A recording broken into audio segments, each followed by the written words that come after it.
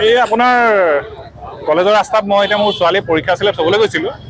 যাওঁতে দেখিছোঁ এখন বাইকত 3জন ল'ৰা আহিছে উঠি পেলাই গৈ কলেজৰ সন্মুখৰ গেটখনতে ঘূৰালে।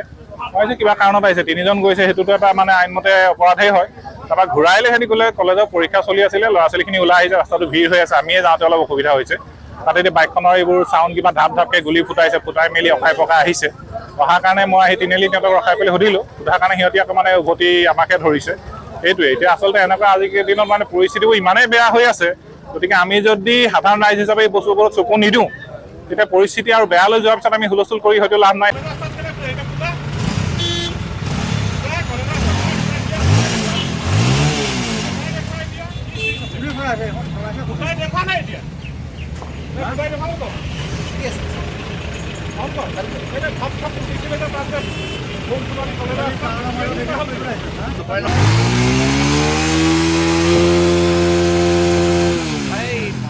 এই আপোনাৰ কলেজৰ ৰাস্তাত মই এতিয়া মোৰ ছোৱালী পৰীক্ষা আছিলে থবলৈ গৈছিলোঁ।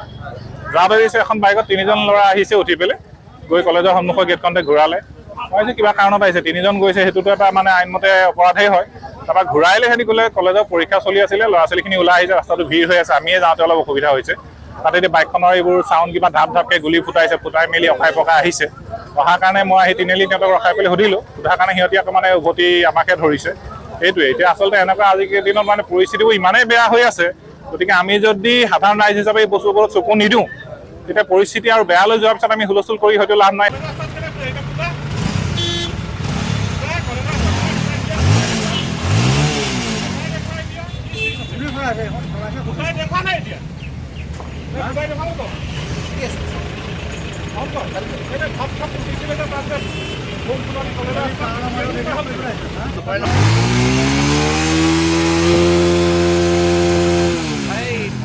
এই আপোনাৰ কলেজৰ ৰাস্তাত মই এতিয়া মোৰ ছোৱালী পৰীক্ষা আছিলে থবলৈ গৈছিলোঁ।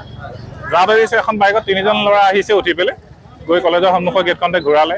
মই যে কিবা কাৰণত আহিছে 3জন গৈছে, সেইটোতো এটা মানে আইনমতে অপৰাধেই হয়। তাৰপৰা ঘূৰাইলে সিহঁতি ক'লে কলেজৰ পৰীক্ষা চলি আছিলে, ল'ৰা ছোৱালীখিনি ওলাই আহিছে, ৰাস্তাটো ভিৰ হৈ আছে, আমিয়ে যাওঁতে অলপ অসুবিধা হৈছে।